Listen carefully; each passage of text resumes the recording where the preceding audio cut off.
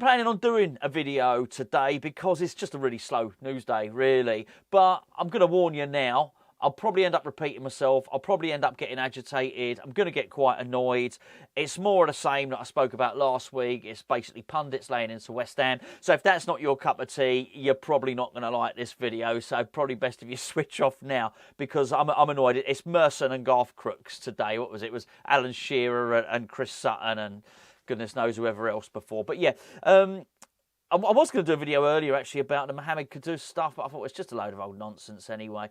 It's sort of like the calm before the storm for West Ham at the moment in terms of news. Well, actually, it's very much the calm after the storm, very much post-storm, actually. And obviously, all the attention's on the title race and all that type of thing. So it felt like we said the long goodbye to David Moyes last week, but then we're still going to say goodbye to David Moyes a little bit more as well. So, as you can understand it, everything is sort of rumour and conjecture with regard to Lopetegui coming in, which of course he is coming in, but we just got a couple of weeks where there's really going to be not a lot of stuff talked about. So I wasn't going to do one today, but Garth Crooks, what can you say? I don't know why the media keep doing this. Let me tell you what Garth Crooks has said today.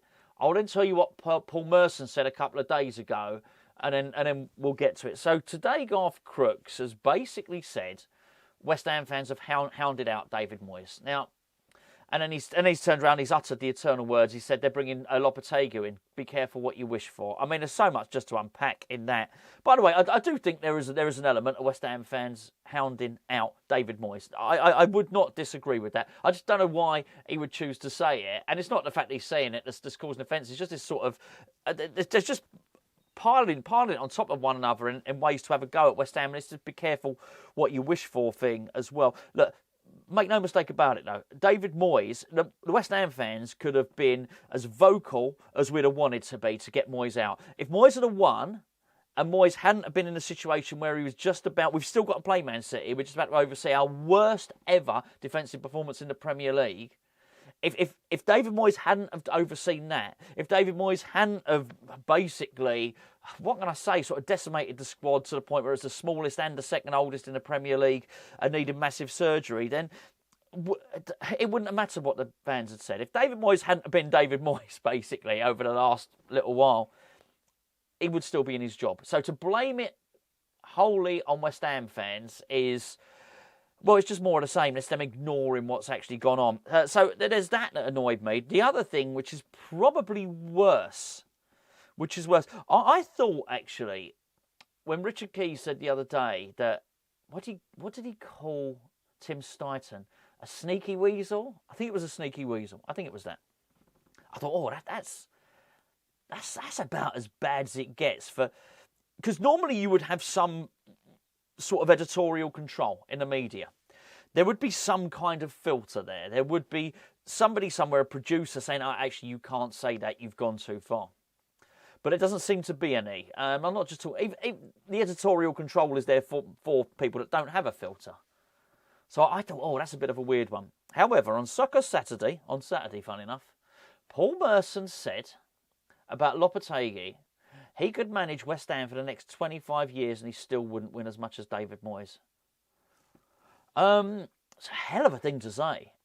It really is. I mean, it's an insult. There's no doubt about it. There's no doubt about it. I mean, if pressed, I'm sure Merson would turn around and say, oh, no, it's just what I think. He'd probably turn around and say facts, even though they're not. I mean, there's so much to sort of have a look at there. And, okay, firstly, David Moyes has won one trophy at West Ham. He's won one trophy in his career, and it's the Conference League. Brilliant. Excellent. Well done. I think we've seen this season, with Aston Villa's attempts, how hard it is to win that. So well done. Well done, David Moyes. But to suggest that Lopetegui could manage West Ham for the next 25 years, excuse me, and not win anything. Bearing in mind, Lopetegui has won trophies. Well, he's won the Europa League. So he's won, if you want to be pernickety about it, he's won the better one than Moyes won. To say he can't do it, to give him 25 years, he can't match what David Moyes has done, is a shitty thing to say. There's no doubt about it. You can't dress that up as in being generous, in being kind. Poor old Merson hasn't worked out that actually it's perfectly feasible to support his friend, and let's be fair, that's what's going on here. without being nasty to somebody else. Same with Richard Keys. Richard Keys could support David Moyes without feeling the need to be nasty to Tim Steidten, but they just cannot help themselves. It's why these people are completely and utterly unfit for broadcasting. And it's infested. The mainstream media is infested with former players who, it's all right them having an opinion, but there should be a counterbalance there. There should be somebody to hold them to account, to actually give them the facts and give them the stats.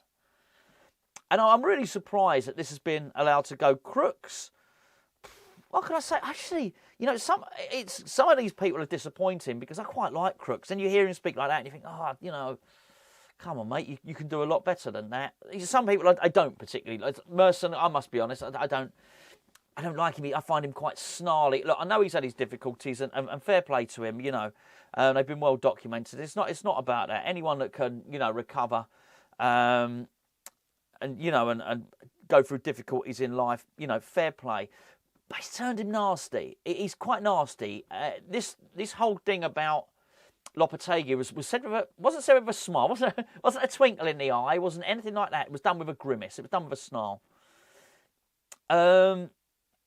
Moody, grumpy, nasty, all this sort of stuff. I think, how are they getting away with this? How do they even remotely get away with this? Because it does feel like a campaign against West Ham fans. And what's Garth Crooks saying when he's saying, and I understand they're getting Lopetegui and be careful what you wish for? I think perhaps Garth Crooks should quantify his statements and elaborate some more. Because it sounds like, I was just about to say, it sounds like you're saying, Garth, not that Garth is listening to this, sounds like he's saying Lopetegui's shit. Then just come out and say it. If you're going to hint at it, just say it. Because I don't fully understand what's going on here. And the thing that annoys me about all of this, the biggest contradiction in all of this stuff is this. The media demands respect for David Moyes. They say, give David Moyes respect. There's a couple of days, I can't even remember who was saying it yesterday. There was another one of them, saying I would have expected more respect for David Moyes. Honestly, there's so many of them. This was yesterday. And I think, well, actually, West Ham fans are trying. They really are. Really trying to give him a good send-off. And I think it does get left. But every time that Crooks or Merson or Sutton or Shearer or any one of the Stephen Warnock, any number of these people dig us out, we feel the need to defend ourselves. So we have to turn around and say, oh, hold on a second, it's not as... Because they don't know the nuanced arguments, we have to point out their form's quite crap. We have to point out that it's the smallest and second oldest squad in the Premier League. That actually... this is what Garth Crooks said, that he's left us in a far better position than when he found us. Well, that's subjective. League position, you couldn't argue with that. But it is, in terms of us being a healthier club, well, that's subjective because we weren't in Europe when he arrived. He got us into Europe, did really good work, and now we're not in Europe again with really old squad that's decimated. The squad doesn't need a couple of players. The whole thing needs a complete and utter restructure. If the club is healthier, it's because of people like Tim Steidten being there, the video analysts and stuff like that. They're not people that David Moyes brought in. So to say that the club is healthier, well, the club might be, but that's nothing to do with David Moyes. To say, is the squad's healthier? Well, it's not. It's not. We've got some really good superstar players in there, but there's still massive work that needs to be done. And to be fair, we shouldn't have to be saying this stuff now. We've said it all. We've done this all to death. But every time they bring it up, it makes us have to defend ourselves. So actually, the conversation really was done. It was finished with David Moyes. He just had to get through the rest of this week, and then he would have been fine. But now, once again, because, well, openly, it's an open criticism of West Ham. Garth Crooks said West Ham fans have forced David Moyes out. So you have to then defend yourself and say, well, actually, have you seen the defence? Have you seen how bad it is? Have you seen how bad we've been this season? You start pointing things out. The Scamacca thing is sort of for David Moyes, it's an embarrassment that won't go away. Now, he's lucky because he doesn't get pressed on it because of these guys, because of his media cronies and his henchmen in the media who are setting on West Ham fans. He's basically set his Rottweilers on West Ham fans. Whilst they're snarling and growling at us, they're not asking the question. Think, oh, he's really good, that Scamacca. How come you couldn't make him work, Moisey? You know, what happened there? because he'd actually have to answer questions then. So he doesn't need to. But as I say, I don't particularly want to be asking these questions. I don't particularly want to be defending our stance, because by defending our stance, you have to criticise David Moyes. And it's the weird thing. They say, be respectful for David Moyes, and then they force us to defend ourselves, which in turn criticises him. Weird bunch. Really, really weird bunch. Yeah, the Merson stuff is odd. I've got to say, if I was Lopetegui, I wouldn't be feeling great at the moment. I hope he's got a really thick skin. He's going to need one. He's going to need one, because the majority of West Ham fans don't want him here. The pundits are lining up to take pot shots at him, as you've just seen. That was, I mean, Merson pretty much said to him, mate, you could be at West Ham Club for 25 years, you're winning nothing. Because that's it. If you say he's not going to win as much as Moyes won there, and Moyes won one trophy, you are saying you're winning nothing. What? Okay. And then Garth Crooks is coming out and saying that, and not the only ones. So, you know, he's going to think the media are against him and all the rest of it. Look, there's two reasons. Firstly, because I'm a West Ham fan, I really want him to do well. I really, really do.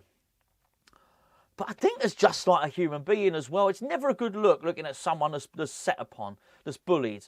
As a fan base, we can take it because there's a few of us, and we can take it and we can hit back at Sky Sports and the BBC and TalkSport and you know, these people. We can hit back. They become an increasing irrelevance as time goes on anyway, because of the way the media is going, and the power base is shifting away from those traditional. There's a reason that these traditional media outlets constantly upload to YouTube and things like that, because they know where it's going. You know, it's anyway. So I mean, but as a fan base, I think we can stick up for ourselves. We can, and that's fine. But you know, I don't think it's nice. It's not nice to see these pundits digging him out before he's even come in. And it's not good. It's not good. And you look at the BBC, and I must be honest, I don't even know if Garth Crooks is employed by the BBC anymore. If he's not, fair enough. But Chris Sutton is, to be fair. It's this whole Pals Act. And the BBC, more than anyone, they used to have, well, it had to be impartial. That's one of the remits of being a national broadcaster. You're never going to be able to suit everyone, not be it sporting, be it politically, whatever. You've got to go straight down the middle. That's what you've got to do. Those are the rules. Those are the rules. It's paid for by the taxpayer, the BBC. You know, you basically pay your television licence. That's it. That's what it pays for. So you've got to pretty much go straight down the middle. That doesn't mean no opinion. Far from it. We don't want to see sports broadcast with no opinion, but you want a balanced opinion. You want a little bit of both. And if you're going to dare to speak about something, then get your details right. All right? Because that's them. They would claim that their editorial standards are higher than that of YouTube. That they are greater than a podcast. That's what they're saying. That's what they have to do. So it's not a good look from the BBC to have, you know, members of their staff really going at West Ham fans. I think it's not a good look at all.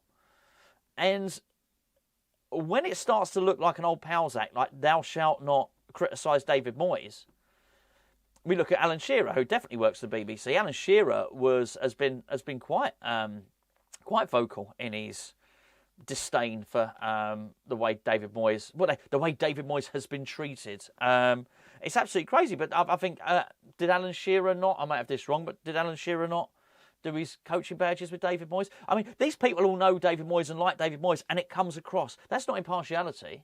That's not impartial broadcasting. That's bias. That's journalistic bias. That's what's going on here.